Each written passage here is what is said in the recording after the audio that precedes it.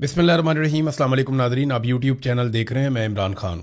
Nadreen, Pakistan की हुकूमत ने एक मरतबा फिर पेट्रोल की कीमतों में होशरुबा इजाफा कर दिया है और पेट्रोल की और डीज़ल की दोनों की कीमत लगभग 414 रुपये तक पहुंच गई है। देखें, छोटा मोटा इजाफा हो तो कोई इसको बॉदर भी नहीं करता, लेकिन ये बहुत बड़े पैमाने पर कर रहे हैं।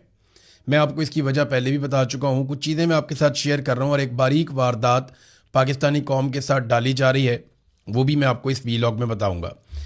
कुछ फैक्ट्स मैं आपके सामने रख देता हूं कि ये जो इजाफा हुआ है पेट्रोलियम मसनूआत में, ये इजाफा इसलिए नहीं हुआ कि आलमी मंडी में तेल की कीमतें बढ़ी हैं।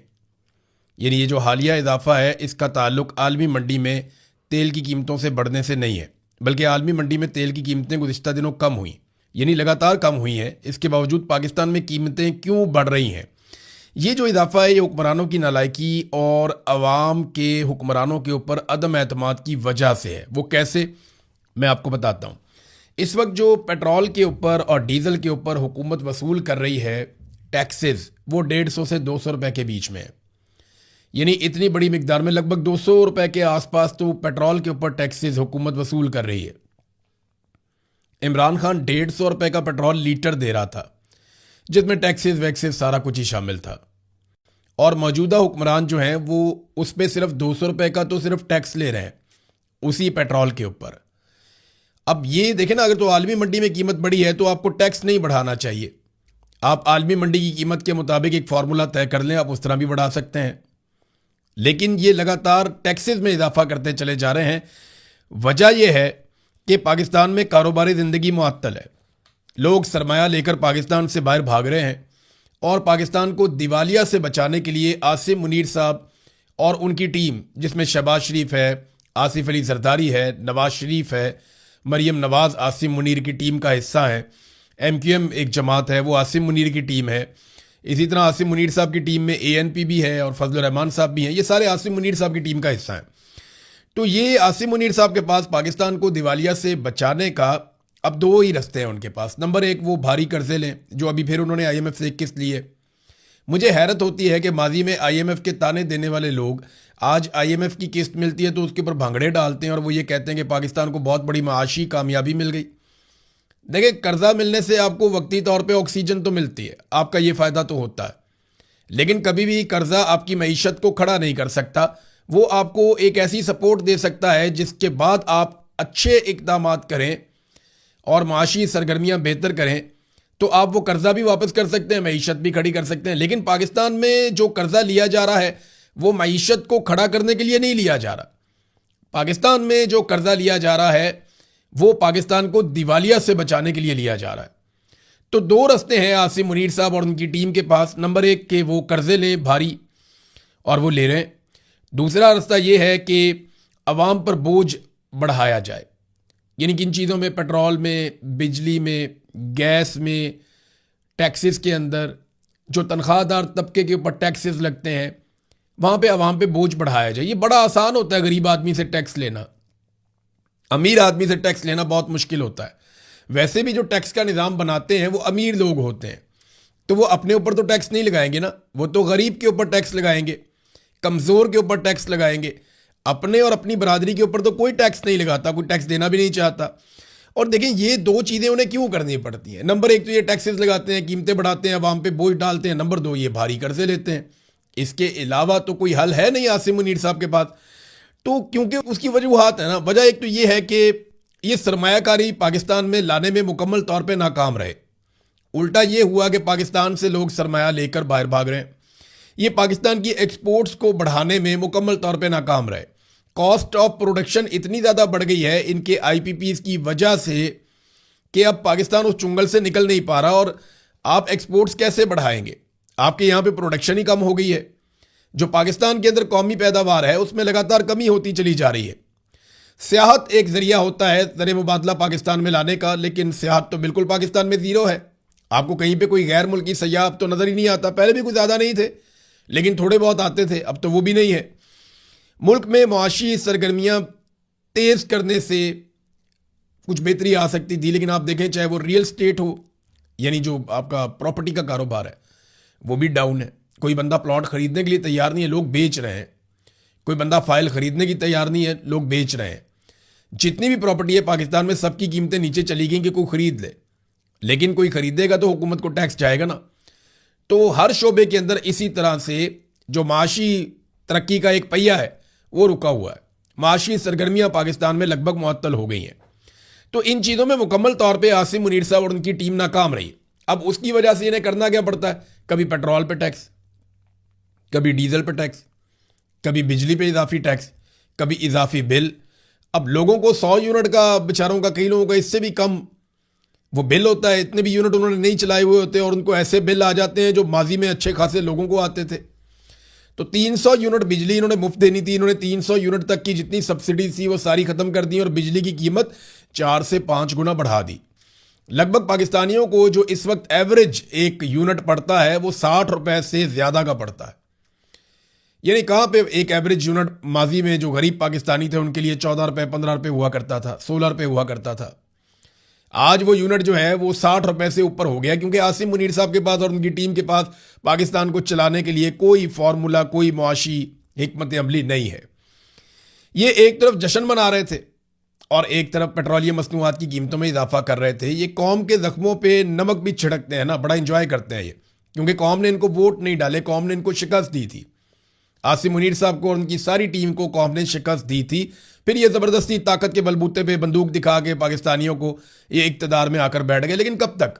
जिस दिन सारे इकट्ठे होकर निकले पाकिस्तानी और एक मुट्ठी बन गए, उस दिन फारग हो जाएंगे सारे। ये जश्न मना कर लोगों से लिबर्टी चौक में पूछ रहे थे कि पाकिस्तानियों मज़ा आ रहा है, पाकिस्तानियों मज़ा आ रहा है। और साथ इन्होंने पेट्रोलियम मसनूआत की कीमतें 414 रुपए तक पहुंचा दी, जो इमरान खान साहब के दौर में 150 रुपए की थी। जब इमरान खान साहब के 150 रुपए के पेट्रोल को ये बहुत महंगा कहते थे, वही लोग, मैं हैरान होता हूँ, आजकल 414 रुपए के पेट्रोल को महंगा नहीं करते। इन्होंने आतिशबाजियां की अपनी अय्याशियों के लिए, अपने जहाज़ों के लिए, अपनी नई गाड़ियों के लिए, अपनी चीज़ों के लिए। इन्होंने मुल्क में तबाही फेरी हुई है। ये खबर देखें ना आप, मेंबरान पार्लियामेंट की नई रिहाइशगाहें तामीर की जा रही हैं। 104 फैमिली सूट्स तकमील के लिए 30 जून तक की डेडलाइन दे दी गई है।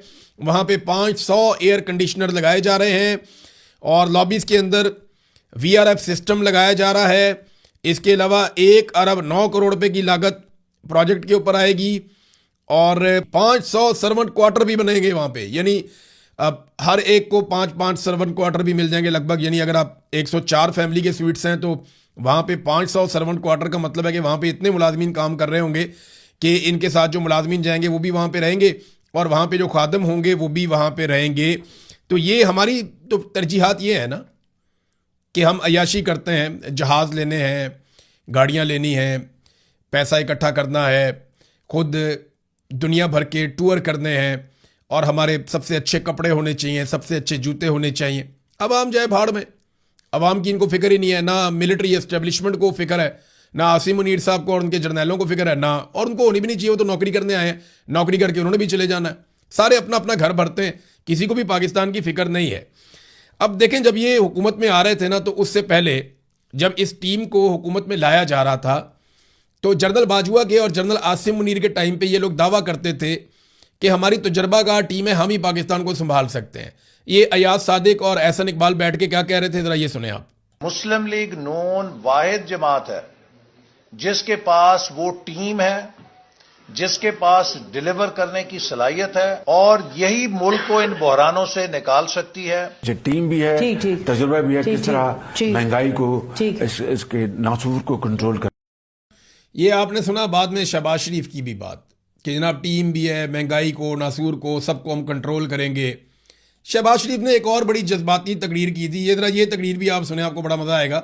ये जब ये अपोजिशन में थे और इमरान खान की हुकूमत गिराई जा रही थी, ये सुने आप। गुर्बत के खिलाफ इंकलाब आना चाहिए, महंगाई के खिलाफ इंकलाब आना चाहिए, जुल्म ज्यादती के खिलाफ इंकलाब आना चाहिए, इस निजाम के खिलाफ इंकलाब आना चाहिए, इस मुल्क के अंदर इंकलाब आना चाहिए, इंसाफ के बोलबाले का और सोशल वेलफेयर स्टेट का, एक इस्लामी रिफाई रियासत का इंकलाब आना चाहिए। ये जितनी बातें शहबाज शरीफ ने की ना, महंगाई, गुर्बत, इंसाफ, इंसानी हकूक, ये सारी चीजें तबाह कर दी। फलाई रियासत, हर चीज शहबाज शरीफ ने आने के बाद मुकम्मल तौर पे तबाह कर दी। यानी तकरीर में ये आदमी कुछ और कह रहा था, जब इसको लाकर इक़्तिदार में बिठाया गया, इसके केसेस खत्म करके और फौजी जर्नैलों ने लाकर इनके सर पे ताज रख दिया कि जनाब अब आपको अपने वज़ीर आज़म बना दिया है, अब जूते आप पॉलिश करेंगे और इक़्तिदार में रहेंगे। तो शहबाज शरीफ साहब ने यही सारी चीज़ें जो इन्होंने कही, आप गौर करें ना, ज़रा सुने शहबाज शरीफ साहब क्या कह रहे हैं और इन सारी चीज़ों को अपने जहन में लाएं कि क्या ये सारी चीज़ें पाकिस्तान में ठीक हुई हैं। ये सुने आप। गुर्बत के खिलाफ इंकलाब आना चाहिए, महंगाई के खिलाफ इंकलाब आना चाहिए, जुल्म ज्यादती के खिलाफ इंकलाब आना चाहिए, इस निजाम के खिलाफ इंकलाब आना चाहिए, इस मुल्क के अंदर इंकलाब आना चाहिए, इंसाफ का, इंसाफ के बोलबाले का और सोशल वेलफेयर स्टेट का, एक इस्लामी रिफाई रियासत का इंकलाब आना चाहिए। आप अंदाजा करें जो जो बातें शहबाज शरीफ ने की है ना, इनका उलट कर दिया और ऐसा उल्टा इनकलाब लेकर आए हैं कि इन तमाम शुबों को तबाह बर्बाद करके रख दिया इस शख्स ने और इसके हैंडलर्स ने। नाज़रीन, भारत के साथ एक मुवाजना मैं आपके सामने रखता हूं क्योंकि 9 मई है तो भारत के हमने तैयारे गिराए थे, उसका रोला पड़ा हुआ है। लेकिन एक और मैदान है जहां पे पाकिस्तान ने भारत को इबरतनाक शिकस्त दी है। अगर आलमी मंडी में तेल की कीमतें बढ़ रही हैं तो आपने तेल के ऊपर टैक्सेस को कम करके अवाम को रिलीफ देना था। ये काम भारत ने किया, पाकिस्तान नहीं कर पाया। जब से ये जंग लगी है उस वक्त से लेकर अब तक इंडिया में जो पेट्रोलियम मसनूआत की कीमतें बढ़ी हैं वो 0% हैं। बांग्लादेश में जो पेट्रोलियम मसनूआत की कीमतें बढ़ी हैं वो 16% हैं, जबकि पाकिस्तान में जो पेट्रोलियम मसनूआत की कीमतें बढ़ी हैं वो 61.5% हैं। ये पाकिस्तान के हुक्मरानों ने पाकिस्तान के साथ किया और करवाने वाली कौन है? वही पुरानी मिलिट्री एस्टेब्लिशमेंट। देखिए, एक बारीक वारदात डाली जा रही है जिसका मैंने शुरू में तस्करा किया। वारदात ये डाली जा रही है कि ये जो कुछ भी हो रहा है इसका जिम्मेदार शरीफ खानदान को अकेले ठहरा दिया जाए। कुछ ऐसे टाउट्स हैं या ऐसे अकाउंट्स जिनका मिलिट्री एस्टेब्लिशमेंट के साथ ताल्लुक है, वो लगातार शरीफ खानदान के चमकते हुए चेहरे दिखा रहे हैं और उनके ऊपर लानत भेज रहे हैं। वो ये कह रहे हैं कि मरियम नवाज, शहबाज शरीफ, नवाज शरीफ, इसहाक डार, इनके चेहरे चमकते हुए दिखाकर ऊपर लिखा जा रहा है कि इन पर लानत भेज दें। और पाकिस्तान में बहुत सारे लोग ये कह रहे हैं, लोगों को गुस्सा भी है इनके ऊपर बहुत ज़्यादा कि इनको ये लानत के मुस्तहिक है। लोग ये कहते हैं कि इनके ऊपर लानत भेजी जा रही है कि ये महंगाई के लिए जिम्मेदार हैं, पेट्रोलियम मसनूआत की कीमतें इन्होंने। ये तो कठपुतलियाँ हैं बेचारे। एस्टेब्लिशमेंट ना बड़ी सियाणी है, वो मीठा मीठा हफ हफ और कड़वा कड़वा थू थू, ये उनका पुराना फार्मूला है।